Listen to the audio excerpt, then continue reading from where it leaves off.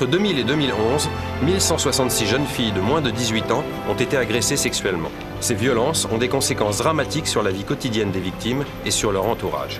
Pourtant, les violences qui s'exercent à l'égard de femmes et filles de tout âge et origine sociale restent encore trop souvent impunies du fait de lourds tabous qui empêchent les victimes de s'exprimer, laissant ainsi leurs agresseurs en liberté. Ce problème qui existe, qui touche la société, et il y a la culture du silence là-dessus, nous avons constaté des choses qui sont horribles et inacceptables.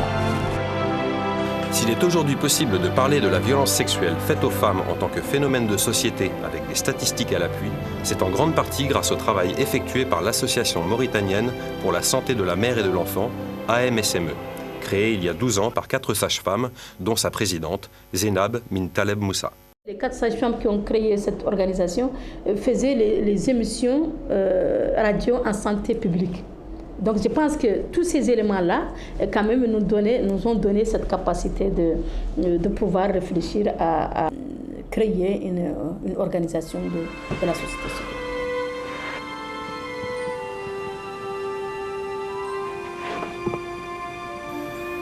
Si parler des violences sexuelles envers les femmes est possible en Mauritanie depuis quelques années, on remarque que le sujet reste sensible. La Mauritanie accuse encore un certain retard dans ce domaine du fait du poids de ses traditions. Pourtant, la lutte contre les violences sexuelles à l'égard des femmes a pris une dimension universelle depuis de nombreuses années, et en particulier depuis la conférence mondiale sur les femmes à Beijing en 1995. Pendant un certain temps, systématiquement, les autorités compétentes qui arrêtaient l'abuseur, qui en même temps arrêtaient la victime, comme disent, comme si elle a été complice. Ça aussi, ça faisait partie des phénomènes qui fait que les gens, il y avait réticence. À la limite, on peut même dire, est-ce qu'il n'y a pas une complicité des hommes, entre guillemets, les hommes avec grand H, ça veut dire de l'ensemble de cette société-là qui est régie par les hommes pour protéger. Là, c'est une question qui se pose. Malgré cette difficulté, l'AMSME a fait preuve d'un engagement sans faille depuis sa création dans son combat contre les violences sexuelles envers les femmes. C'est grâce à cet engagement et grâce à l'aide de partenaires tels que l'UNICEF et l'UNFPA que l'association a posé les jalons de la lutte contre les violences sexuelles faites aux femmes en Mauritanie, notamment en incitant les autorités politiques et religieuses du pays à reconnaître officiellement l'existence du problème. Le premier acquis, ça a été un peu de diffuser ou de sensibiliser les décideurs et toute la population de manière générale sur la réalité des violences faites aux filles et aux femmes. Là, je parlais explicitement des violences, surtout sur le plan sexuel, qui posent le plus de problèmes. Les problèmes qu'il y a eu, c'est que notre société, il y avait toujours ce rejet. C'est une affaire qui concerne les autres. Notre pays est un pays musulman, exemplaire, et on s'est rendu compte, dans tout le travail que nous avons fait, nous avons montré que nous sommes un pays comme tous les pays du monde, et que la violence faite aux femmes est une réalité. Le premier acte posé par les autorités mauritaniennes dans le sens d'une lutte efficace contre les violences sexuelles et sexistes a consisté en la création en 2007 d'une brigade des mineurs, la seule du pays. Cette brigade est chargée de recevoir les plaintes des victimes et de traiter les affaires de violences sexuelles et sexistes mettant en cause des mineurs. Notons cependant qu'en dépit de l'implication des forces de l'ordre, le poids des traditions pousse le plus souvent les familles concernées à régler ces cas de violence par le biais de la médiation, visant plus à résoudre un conflit familial qu'à confondre les agresseurs ou réparer les préjudices subis par les victimes.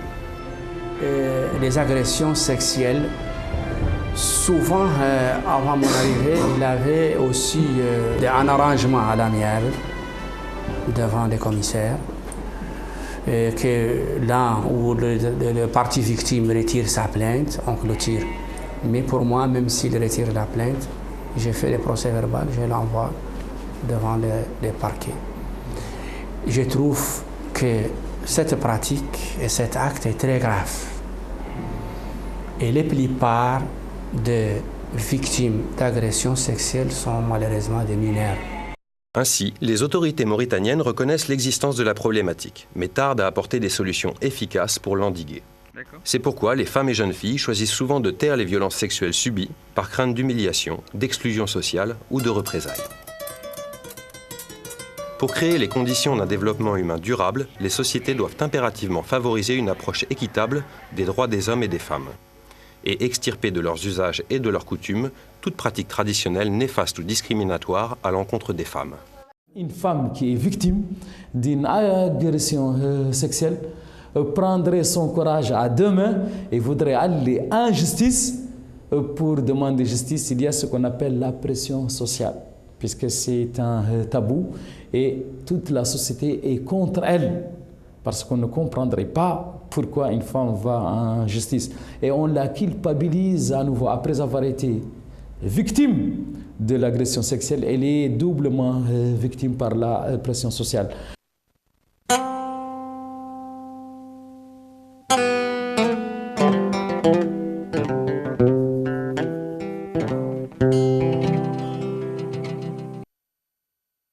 C'est pour les aider à surmonter leurs douleurs et à survivre à leurs blessures que l'ONG AMSME a créé le centre d'accueil et d'écoute Al Wafa. Ce centre est doté d'un numéro vert, 8010 10, et a déjà accueilli plus d'une centaine de victimes depuis son inauguration en janvier 2005. Au sein du centre, l'équipe de l'AMSME se charge de prodiguer les premiers soins d'urgence aux victimes, de prévenir les grossesses non désirées en délivrant la pilule du lendemain, d'accompagner les victimes pour un dépistage du VIH, d'assurer un soutien psychologique et d'encadrer l'autonomisation des victimes à travers leur réinsertion sociale et économique.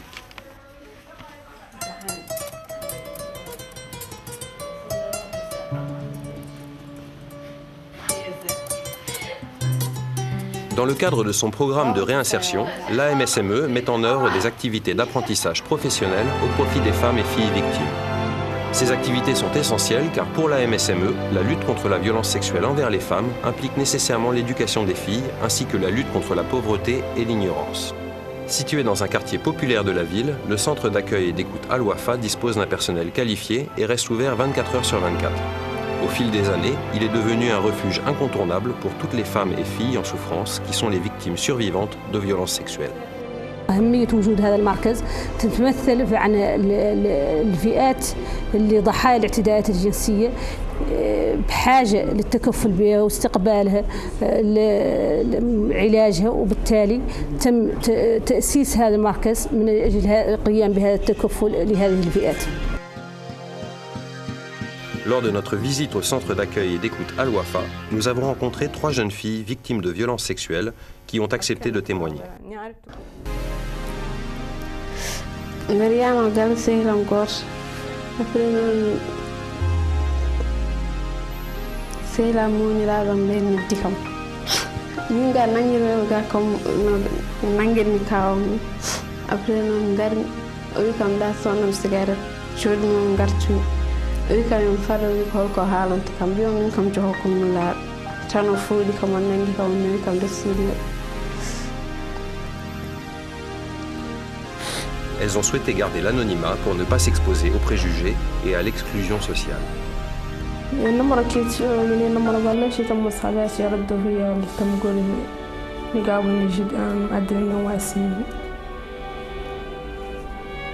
يعني